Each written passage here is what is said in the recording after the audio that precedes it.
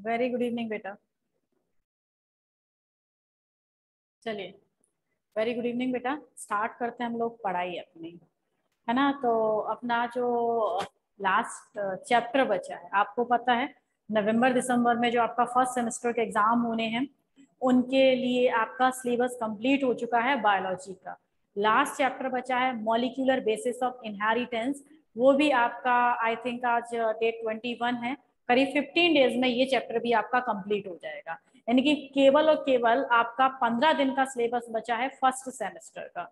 और अब आपको देखना है कि आपने अपने अकॉर्डिंग कितनी पढ़ाई की है, आपने नोट्स वगैरह बनाए हैं या नहीं बनाए हैं। लास्ट चैप्टर के नोट्स मैंने आपको सेंड कर दिए हैं, इसके भी नोट्स मैं सेंड कर दूंगी आपको। बात समझ रहे? तो जो हमारा नया चैप्टर है वो चैप्टर कौन सा है? Molecular basis of inheritance. Molecular basis of inheritance. तो मॉलिक्यूलर बेसिस ऑफ इनहेरिटेंस जो हमारा चैप्टर है, ठीक है, इसमें कितने मार्क्स का एग्जाम में पूछा जाता है, ये सारी चीजें आपको पता होनी चाहिए। तो इससे करीब और करीब आपका 10 से 12 नंबर का, ठीक है, इतना आपका पूछा जा सकता है इससे। यानी कि चैप्टर काफी इंपॉर्टेंट है, कम से कम 10 नंबर तो यहाँ से मिलेंगे आपको। इससे ज्यादा हो सकते हैं वो बात अलग है, लेकिन कम से कम 10 मार्क्स के क्वेश्चन, ऑब्जेक्टिव क्वेश्चन आपको इस चैप्टर से मिल जाएंगे। बात समझे इतना? तो जो molecular basis of inheritance chapter है, ये आपको कुछ मैच करेगा अपनी केमिस्ट्री से, ठीक है, स्पेशली ऑर्गेनिक केमिस्ट्री से मिलता जुलता ये चैप्टर है। मैंने आपको पहले भी बता दिया था, जो ऑर्गेनिक केमिस्ट्री में बायोमोलिक्यूल चैप्टर है उससे बहुत ज्यादा मैच करता है कौन सा? Molecular basis of inheritance. नाम से ही पता चल रहा है मॉलिक्यूलर बेसिस, और मॉलिक्यूलर बेसिस का मतलब क्या है भाई? मॉलिक्यूलर लेवल पर बायोलॉजी की स्टडी करनी है, और बायोलॉजी की स्टडी जब आप मॉलिक्यूलर लेवल पर करेंगे तो नेचुरल सी बात है वहां पर कुछ केमिकल्स या केमिकल कंपाउंड मॉलिक्यूल्स की स्टडी केमिस्ट्री में की जाती है, तो वहां पर ये सारी चीजें आपको पढ़ने को मिलेगी। यानी कि ये कुछ ऑर्गेनिक केमिस्ट्री से मिलता जुलता चैप्टर आपको मिलेगा, ठीक है, इतनी बात। चलिए, तो अब पढ़ना हम स्टार्ट कर दें। क्या है? मॉलिक्यूलर बेसिस ऑफ इनहेरिटेंस, ठीक है, लास्ट चैप्टर है, फिर से बता दूं आपको, फर्स्ट सेमेस्टर का लास्ट चैप्टर है, ठीक है। और वैसे भी अपना अगर ओवरऑल भी सिलेबस देखा जाए ना, तो उसमें भी कुछ ज्यादा नहीं रह गया। एक जो मेन यूनिट रह गई है वो बायोटेक रह गई है, इसके अलावा आपका मेन तो कुछ रह ही नहीं गया है। लास्ट यूनिट का एक चैप्टर या 2 चैप्टर रह गए हैं, 2 ही रह गए, हाँ 1.5 रह गया है, और एक बायोटेक रह गई, मीन्स 3 चैप्टर ही पूरे टोटल बायोलॉजी में रह गए हैं, ठीक है, जो कि हम लास्ट सेमेस्टर फाइनल सेमेस्टर की बात करें तो। और अगर फर्स्ट सेमेस्टर की बात करें तो फर्स्ट सेमेस्टर का केवल लास्ट चैप्टर ही आपका बचा हुआ है। चलो, तो मॉलिक्यूलर बेसिस ऑफ इनहेरिटेंस में सबसे पहले आपको बात करनी है किसकी? डीएनए के बारे में, कि डीएनए क्या होता है, किससे मिलकर बना होता है, किसने डिस्कवरी की थी। डीएनए किसी पर्सन के अंदर कैरेक्टरिस्टिक जो होते हैं वो डीएनए के किस पार्ट पर डिपेंड करते हैं? जीन पर तो डिपेंड करते हैं, लेकिन जीन भी तो भाई किसी ना किसी चीज से मिलकर बना होगा ना, तो वो क्या चीज है, ठीक है, कैरेक्टर्स कैसे उन पर डिपेंड करते हैं, ये सारी बातें आपको इस चैप्टर में पढ़ने को मिलेंगी। तो सबसे पहले हम बात करते हैं किसकी? मैं बड़ी सी हेडिंग डाल देती हूँ, डीएनए की, ठीक है। किसकी बात करेंगे बेटा? सबसे पहले हम, कौन आ गया ये? बिल्कुल नहीं निकला बेटा, अभी जस्ट स्टार्ट किया है मैंने भावना। तो सबसे पहले बात करते हैं बेटा हम किसकी? डीएनए की। तो डीएनए होता क्या है आप सभी जानते हैं। डीएनए क्या है?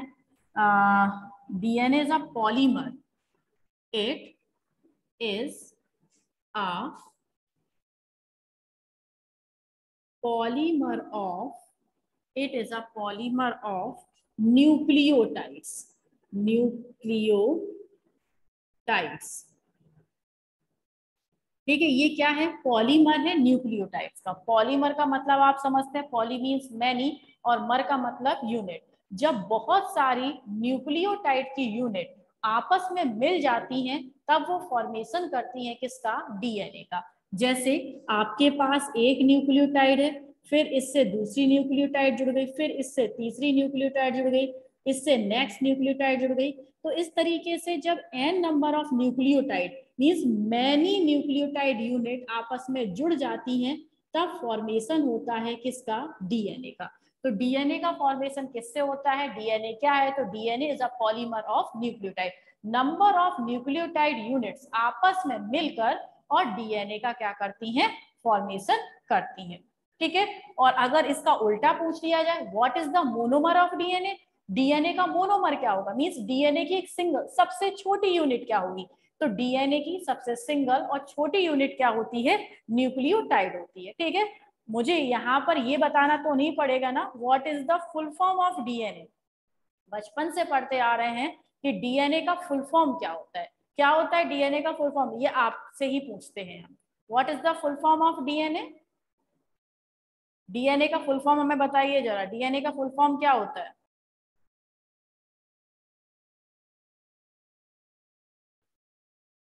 वेरी गुड, चिराग सही है और कौशिक बिल्कुल सही है। Deoxyribose nucleic acid. और भी किसी ने आंसर दिया है। आज मेरा चश्मा कहाँ रह गया, मुझे दिख नहीं रहा। अमन का है, ठीक है। भावना है, नम्रता है, वैष्णवी है, दुर्गेश भी है, रौनक भी है। वेरी गुड बेटा। क्या होता है? डीऑक्सीराइबोस न्यूक्लिक एसिड का फुल फॉर्म होता है।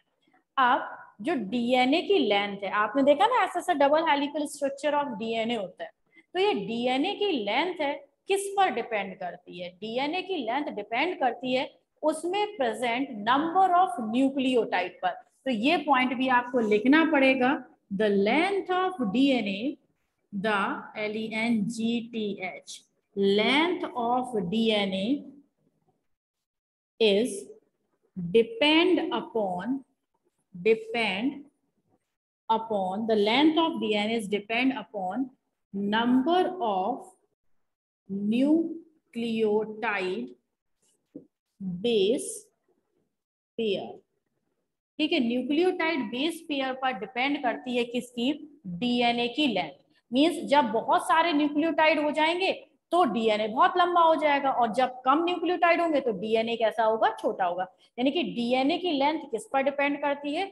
डीएनए की लेंथ डिपेंड करती है उसमें कितने नंबर ऑफ न्यूक्लियोटाइड जुड़े हुए हैं। जितने नंबर ऑफ न्यूक्लियोटाइड होंगे उतनी ही उसकी लेंथ होगी। चलिए अब बात करते हैं नेक्स्ट।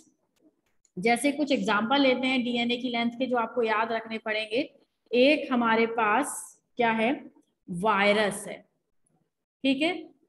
जैसे कि अगर हम बात करते हैं कि स्पेशली हमारे पास वायरस है कौन सा? बैक्टीरियोफेज। बैक्टीरियोफेज वायरस होता है, आप जानते हैं ना। बैक्टीरियोफेज क्या है? वायरस है। बैक्टीरियोफेज वायरस किस पर इफेक्ट करता है? आपके लिए क्वेश्चन है, बैक्टीरियोफेज वायरस किस पर इफेक्ट डालता है? जल्दी से आंसर लिखिए, अटेंटिव होके पढ़िए, इसलिए आपसे बार बार क्वेश्चन पूछ रही हूँ मैं। बैक्टीरियोफेज वायरस किस पर अटैक करता है? मेरे ऊपर, आपके ऊपर, किसी और पर? किस पर? चलो आंसर सही देना वैष्णवी, गड़बड़ मत कर देना बेटा। बस वैष्णवी ने आंसर दिया है और वो भी गलत दिया है ना वैष्णवी?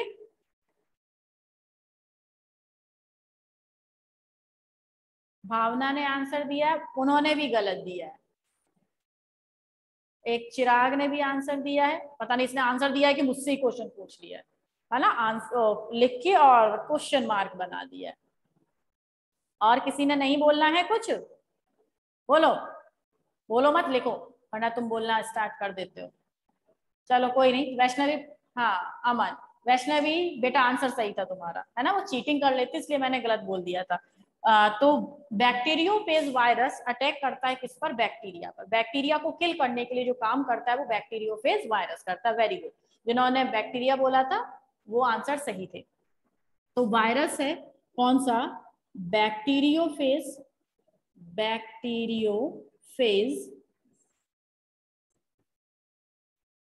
5174।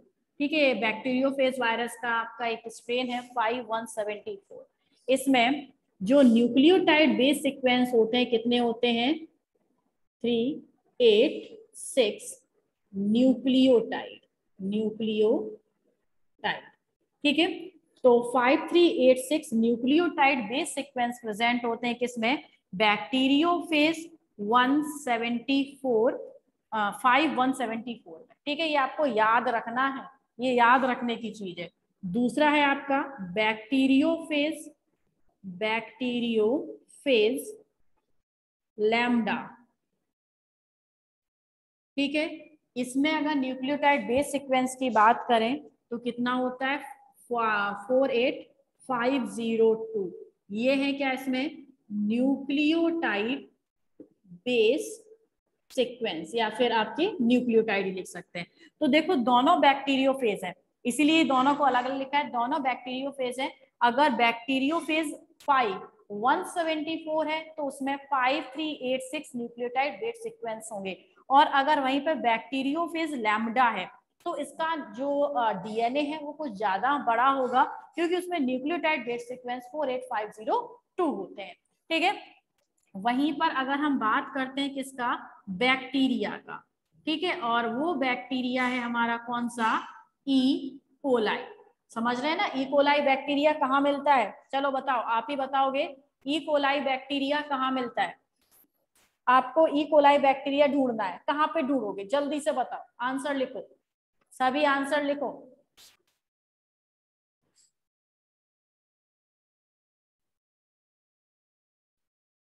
जल्दी से, नहीं बताना भाई, ये आपका एक फ्रेंड बैक्टीरिया होता है। मैम क्वेश्चन रिपीट कर दीजिए, क्वेश्चन है where is E coli is present.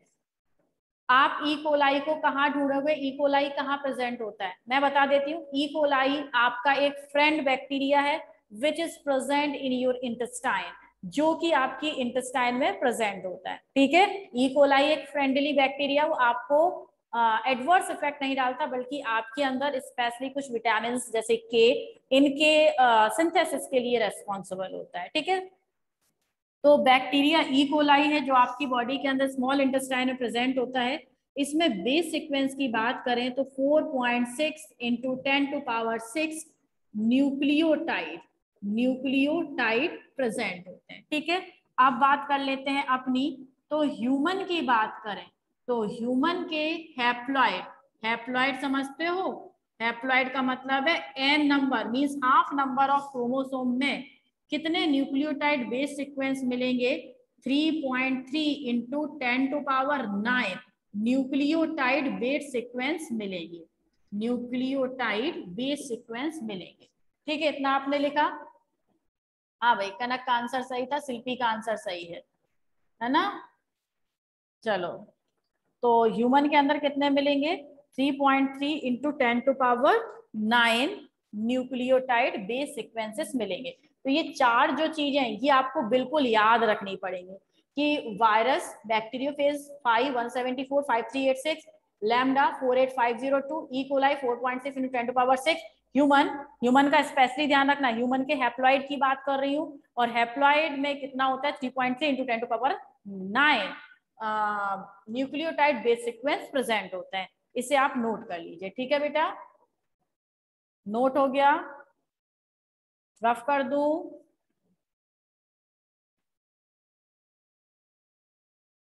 ये सारा याद होना चाहिए। ऑप्शनल क्वेश्चन है, पेपर है, क्वेश्चन पेपर, इसलिए आपको ये याद करनी पड़ेगी। ठीक है, चार ही है बस, और याद मत करना कुछ।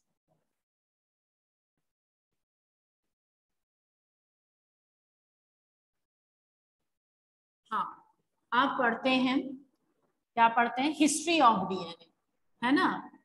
हिस्ट्री सब हेडिंग है ये, हिस्ट्री ऑफ डीएनए, डीएनए पढ़ रहे थे, उसी डीएनए के अंदर सब हेडिंग है हिस्ट्री ऑफ डीएनए, डीएनए की हिस्ट्री क्या है।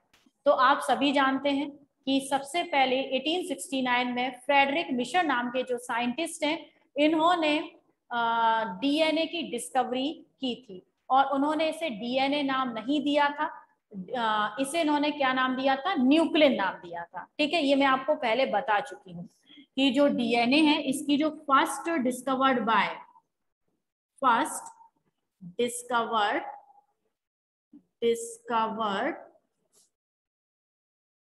इन 1869, 1869 में, ये 69 होता है शायद, ठीक है, 1869 में किसने किया था?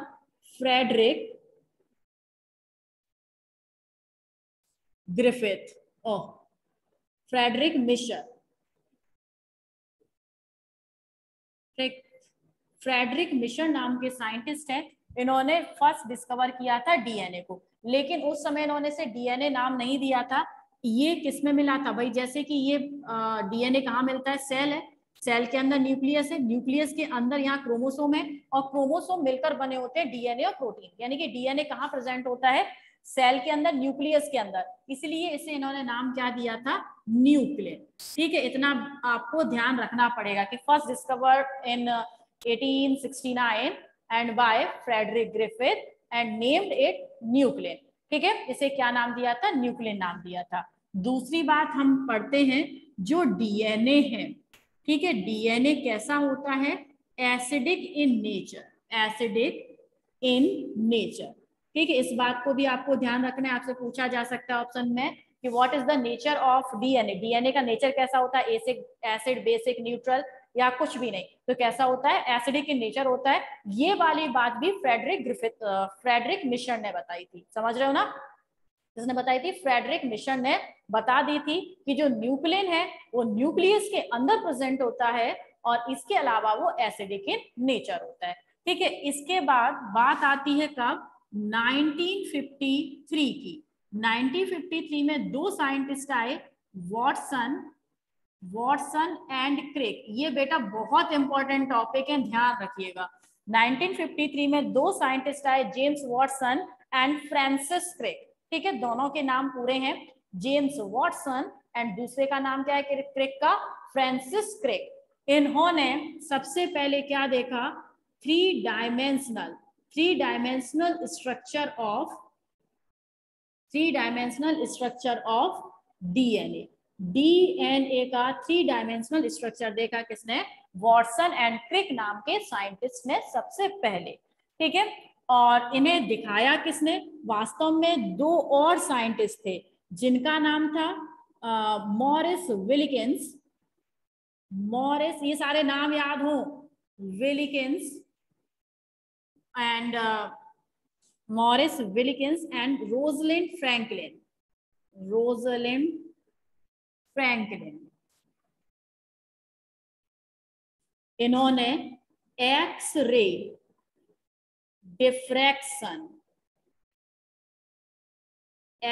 डिफ्रैक्शन से डीएनए को सबसे पहले ऑब्जर्व किया था। ठीक है, जो मॉरिस विलिकिंस है एंड रोजलिंड फ्रैंकलिन है। ठीक है, कौन है? Rosalind Franklin and Maurice Wilkins.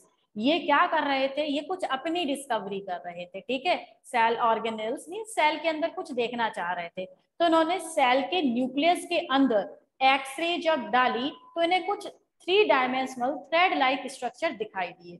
इन्हें नहीं समझ में आया कि आखिर इन्हें ये दिखाई क्या दे रहा है। इन्होंने अपने को-वर्कर्स, कलीग्स थे, वो कौन थे? James Watson and Francis Crick, ये ऊपर वाले। इनसे कहा कि भैया बताओ जी क्या दिख रहा है इसके अंदर, इससे पहले तो हमने नहीं देखा ऐसा कुछ। तो James Watson and Francis Crick ने कहा कि ये तो डीएनए है। ठीक है, क्या बताया? ये डीएनए है। तो वास्तव में जो पूरा काम किया, वो काम किया था एक्सरे डिफ्रेक्शन वाला, किसने? फ्रैंकलिन एंड विलिकिंस ने, Morris Wilkins and Rosalind Franklin ने। लेकिन वो इसे नहीं बता पाए कि ये क्या है, तो इसे किसने बताया था? वॉटसन एंड क्रिक ने बताया। और उसके बाद वॉटसन एंड क्रिक ने 1953 में बताया कि ये डीएनए है। और डीएनए किससे मिलकर बना होता है, डीएनए की क्या प्रॉपर्टीज हैं, डीएनए के अंदर कौन से नाइट्रोजनस बेस पेयर प्रेजेंट होते हैं, तो एक कंप्लीट स्टडी ऑफ डीएनए के बारे में जो बताया, वो किसने बताया? इन्होंने ही बताया, वॉटसन एंड क्रिक ने। इसके लिए इन्हें बाद में 1962 के समथिंग क्या मिला था? नोबेल प्राइज मिला था, three dimensional structure of DNA को पूरी तरीके से structurally, functionally and molecular basis पर उसे रिप्रेजेंट करने के लिए। ठीक है, इन्हें नोबेल प्राइज मिल चुका है वॉटसन एंड क्रिक को। अब आते हैं नेक्स्ट बात पर, जो एक specific feature specific feature of DNA. Specific feature of DNA is complementarity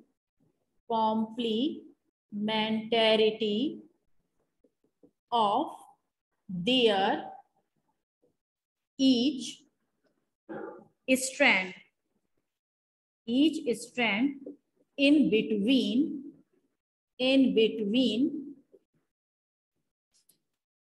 nitrogenous base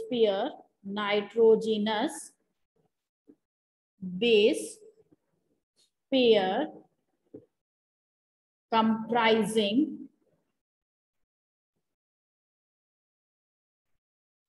on the law of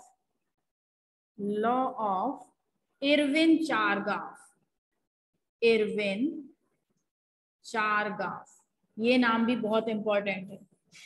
देखिए, अब जो डीएनए है, डीएनए की जो 2 स्ट्रैंड होती है ना, देखो मैं एक छोटा सा आपको यहाँ पे बना के दिखाती हूँ अभी कि जो डीएनए है आप जानते हैं ना, कुछ इस तरीके का डीएनए होता है। तो इस 3 डायमेंशनल डीएनए की बात हो गई, ठीक है। अब इसमें ये जो दोनों स्ट्रैंड है, ये क्या कहलाती है? एक दूसरे की सेम नहीं कहलाती है, एक दूसरे की अपोजिट नहीं कहलाती है। ये दोनों स्ट्रैंड एक दूसरे की कॉम्प्लीमेंट्री स्ट्रैंड कहलाती है। क्या कहलाती है? कॉम्प्लीमेंट्री स्ट्रैंड कहलाती है। ये भी आपसे क्वेश्चन बन सकता है कि डीएनए की दोनों स्ट्रैंड एक दूसरे की क्या होती है?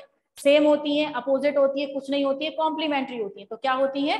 कॉम्प्लीमेंट्री होती है। तो ये दोनों स्ट्रैंड एक दूसरे की कॉम्प्लीमेंट्री है, क्योंकि इनमें दोनों स्ट्रैंड के बीच में कुछ नाइट्रोजिनस बेस पेयर प्रेजेंट होते हैं।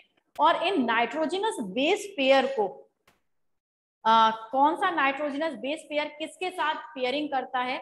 ये जो रूल था, ये रूल बताया था किसने? इरविन चारगाफ नाम के साइंटिस्ट ने, ठीक है। तो इन्होंने एक बात और कही थी कि किसी भी डीएनए के अंदर जितने थाइमीन है, ठीक है, ये थाइमीन साइटोसिन आप सभी जानते होंगे, जितने थाइमीन है उतने ही क्या होंगे? एडेनिन होंगे। और जितने ग्वानीन है उतने ही क्या होंगे? साइटोसिन होंगे। बात समझ गए? तो ये इरविन चारगाफ का रूल था कि एडेनिन थाइमीन के साथ पेयरिंग करता है, ग्वानीन साइटोसिन के साथ पेयरिंग करता है, और जितने थाइमीन है किसी भी उसमें डीएनए में उतने ही एडेनिन होंगे, और जितने ग्वानीन है उसके कॉम्प्लीमेंट्री उतने ही साइटोसिन होंगे। तो ये रूल फॉलो करता है हमारा डीएनए, और इस रूल को हम क्या कहते हैं? इरविन चारगाफ रूल कहते हैं। क्या कहते हैं? चारगाफ रूल के नाम से ये काफी फेमस है। तो इसे भी आप नोट करेंगे। हो गया?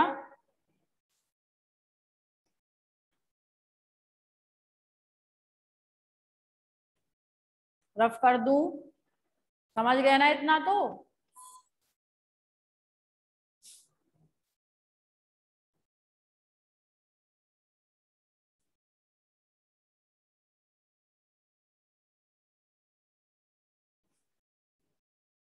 अब आइए नेक्स्ट पर, फिर से वही सब हेडिंग आती है, specific features of DNA. DNA के कुछ स्पेसिफिक फीचर्स हैं, वो कौन कौन से हैं? तो सबसे पहला जो ए फीचर है डीएनए का, डीएनए किससे मिलकर बना होता है? न्यूक्लियोटाइड से। तो इट इज मेड अप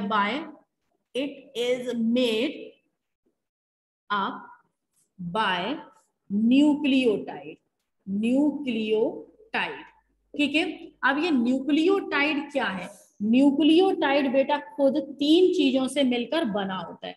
ये भी आप बहुत अच्छे से जानते होंगे, क्लास 11 में भी पढ़ा है, क्लास 12th में बायोमोलिक्यूल्स चैप्टर में भी आप केमिस्ट्री में पढ़ चुके हैं, ठीक है। तो इस पर इतना आपको दिक्कत नहीं होगी समझने में, क्योंकि 11th में भी मैंने बहुत अच्छे से आपको समझाया था ये, और अभी 12th में भी मैं बायोमोलिक्यूल करा चुकी हूँ, उसमें भी आपको बहुत अच्छे से रटाया हुआ है ये। तो जो न्यूक्लियोटाइड है 3 चीजों से मिलकर बना होता है। एक होता है कौन सा? पेंटोज सुगर, ठीक है। दूसरा क्या होता है? फॉस्फोरिक एसिड, ठीक है। और तीसरा क्या होता है? Nitrogenous base pairs, nitrogenous base pairs. आप देखो मैंने केवल यहाँ डीएनए लिखा, लेकिन आप साथ के साथ एक चीज और समझ लेना, जो ये न्यूक्लियोटाइड है ये डीएनए के साथ साथ आरएनए में भी मिलते हैं। तो आप ये डीएनए आरएनए का एक बार समझ के चलिएगा, दोबारा नहीं समझाएंगे हम, ठीक है। तो डीएनए और आरएनए किससे मिलकर बने होते हैं? न्यूक्लियोटाइड। और न्यूक्लियोटाइड खुद किससे मिलकर बना होता है? तीन चीजों से। वो तीन चीजें क्या है? Pentose sugar, phosphoric acid and nitrogenous base pair.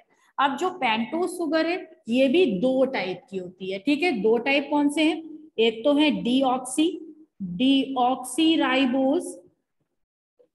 Pentose sugar, और दूसरी कौन सी होती है? राइबोज पेंटोज शुगर, ठीक है। दो टाइप की पेंटोज शुगर होती है। जो डीऑक्सीराइबोस पेंटोज शुगर है, ये नाम से ही पता चल रही है ये किस में मिलती है? डीएनए में, ठीक है। और जो राइबोस पेंटोज शुगर है ये किस में मिलती है बेटा? आरएनए। इतनी बात समझ गए? डीएनए में डीऑक्सीराइबोस, आरएनए में राइबोस पेंटोज शुगर। अब देखिए इनका केमिकल स्ट्रक्चर ध्यान से, एवरी का chemical structure molecular basis of inheritance की आत्मा है, ठीक है। डीएनए का पूरा केमिकल स्ट्रक्चर, प्रोटीन का केमिकल स्ट्रक्चर, तो ये सब इस चैप्टर की मेन आप कह सकते हैं थीम है। इसे आपको बिल्कुल याद रखना पड़ेगा। तो जो डीऑक्सीराइबोस शुगर है, पेंटो शुगर है, तो आप जानते हैं क्या होगा? 5 कार्बन होगा। स्ट्रक्चर आप देख लीजिए, मैं बना रही हूँ यहाँ पर CH2 क्या है आपका? यहाँ पर H, यहाँ पर OH, यहाँ पर H, यहाँ पर H, यहाँ पर OH, यहाँ पर H और यहाँ पर CH2OH, ठीक है। तो देखिए 5 कार्बन पेंटो शुगर है, 5 कार्बन हुए, पहला कार्बन, दूसरा कार्बन, तीसरा कार्बन, चौथा कार्बन और ये है पांचवा कार्बन। तो ये डीएनए में मिलने वाली पेंटोज शुगर है। आरएनए की शुगर की शक्ल देख लो, ठीक है। आरएनए की पेंटोज शुगर जरा देखिएगा, यहाँ पर H, OH, यहाँ पर H, यहाँ पर OH, यहाँ पर H, यहाँ पर OH, H एंड CH2OH। देखिए ये भी पेंटो शुगर है, 5 कार्बन है, फर्स्ट, सेकेंड, थर्ड, फोर्थ और दिस वन इज फिफ्थ। तो ये भी पेंटो शुगर है, ये भी, बस दोनों में अंतर क्या है? ये डीऑक्सीराइबोस पेंटो शुगर है और ये कैसी है? राइबोस। स्ट्रक्चर दोनों के आपको बिल्कुल लगभग सेम लग रहे होंगे, लेकिन इन दोनों में एक ह्यूज डिफरेंस है, और वो डिफरेंस मैं आपको बता देती हूँ। Presence of OH in second carbon पर OH का प्रेजेंट होना एक यूनिक फीचर प्रोवाइड कराता है, किसको? राइबोस पेंटोज शुगर को। और ये राइबोस पेंटोज शुगर मिलती है किसमें? आरएनए में। इतनी बात समझे? आरएनए के अंदर राइबोस, दोनों की बिल्कुल शक्ल सेम है, एक याद कर लो दूसरा अपने आप याद हो जाता है।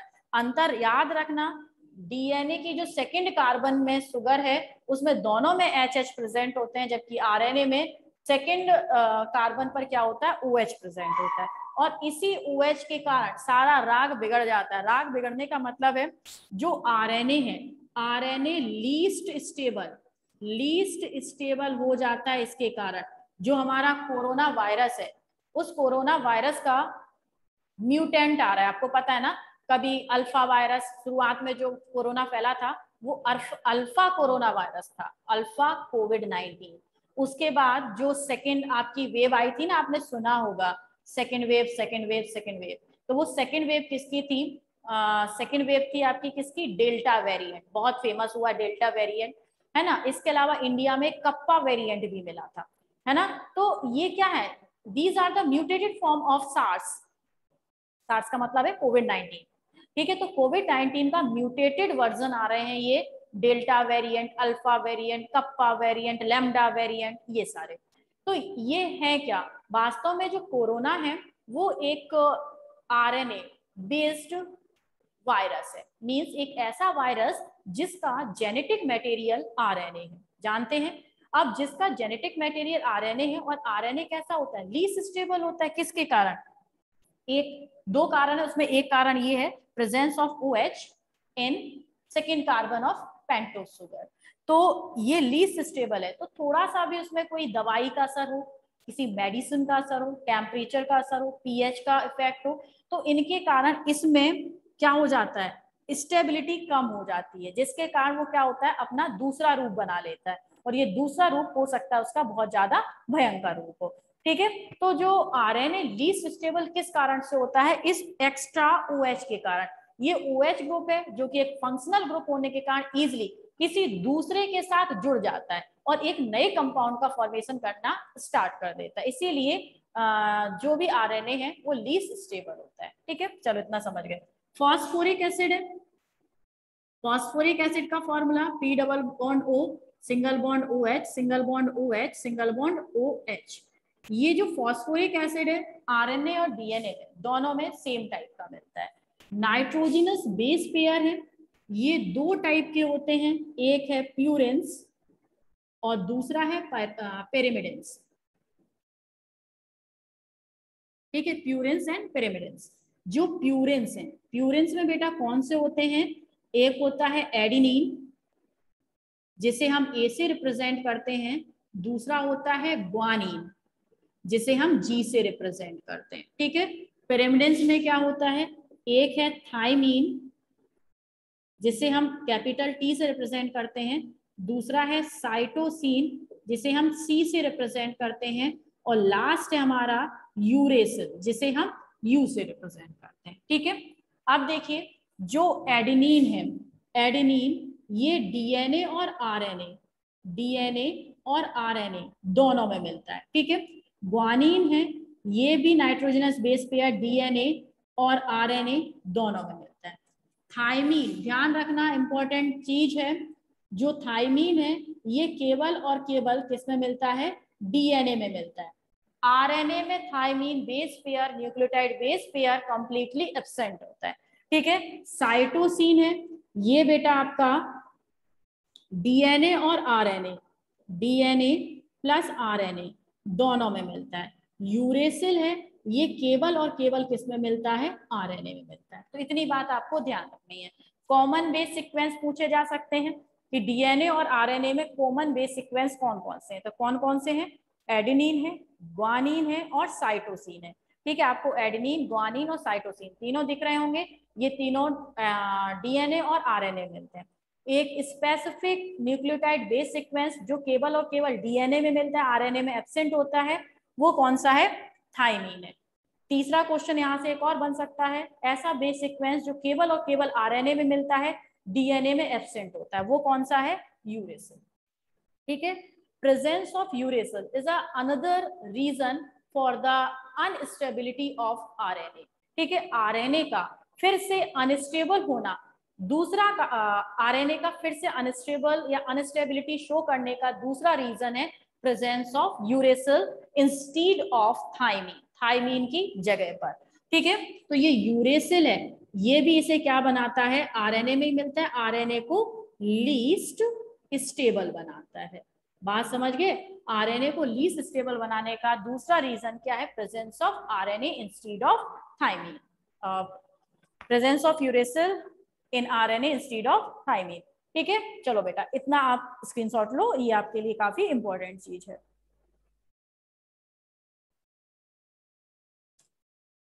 ठीक है, जरा हमको बता भी दीजिएगा आप लोग समझ रहे हो या नहीं समझ रहे हो, समझ में आया या फिर नहीं समझ आया।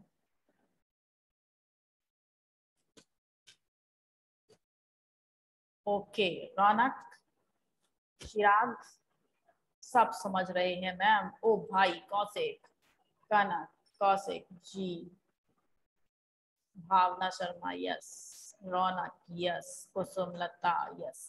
ठीक है, तो ये न्यूक्लियोटाइड के बारे में बेटा आप इतना समझ गए। अब एक बात और समझो, उसके बाद हम छुट्टी करें आपकी। जो एडेनिन है, एडेनिन है हमेशा बेस पेयरिंग करता है किसके साथ, थाइमीन के साथ। और एडेनिन और थाइमीन में क्या, दोनों के बीच में double double hydrogen bond present होते हैं। कैसे, डबल हाइड्रोजन बॉन्ड। अब बात करते हैं दूसरा, ग्वानिन और दूसरी तरफ क्या होता है, साइटोसिन। इनके बीच में हमेशा क्या होते हैं, triple hydrogen hydrogen bond present होते। तो इतनी बात आपको ध्यान रखना है, एक प्यूरिन्स के साथ एक प्रिमडिन, एक प्यूरिन के साथ एक प्रिमडिन, एक प्यूरिन के साथ एक प्रिमडिन, ठीक है। डीएनए में ए के साथ टी, और वहीं पर अगर हम आरएनए की बात करें तो उसमें एडेनिन के साथ, क्योंकि एडेनिन तो डीएनए आरएनए दोनों में मिलता है, तो एडेनिन के साथ कौन पेयरिंग करेगा, डबल हाइड्रोजन बॉन्ड बना के यूए से। ये मिलता है केवल और केवल आरएनए में, और ये मिलते हैं केवल और केवल डीएनए में, ठीक है। आरएनए में ये भी मिलता है, खैर ये तो आप समझ ही गए होंगे।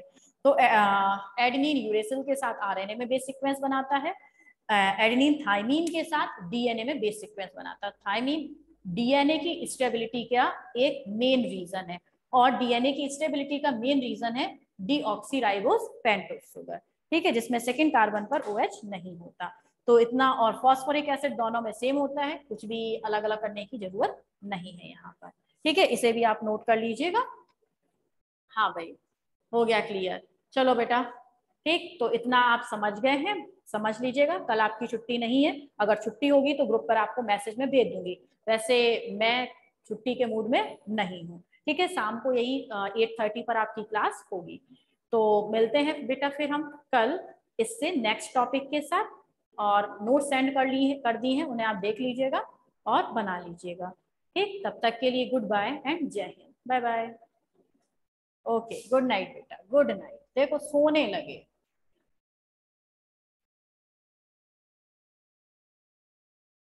एक दिन, हाँ, कल तो बेटा आराम से राखी वाखी बांध के बैठे रहेंगे, क्या छुट्टी करें।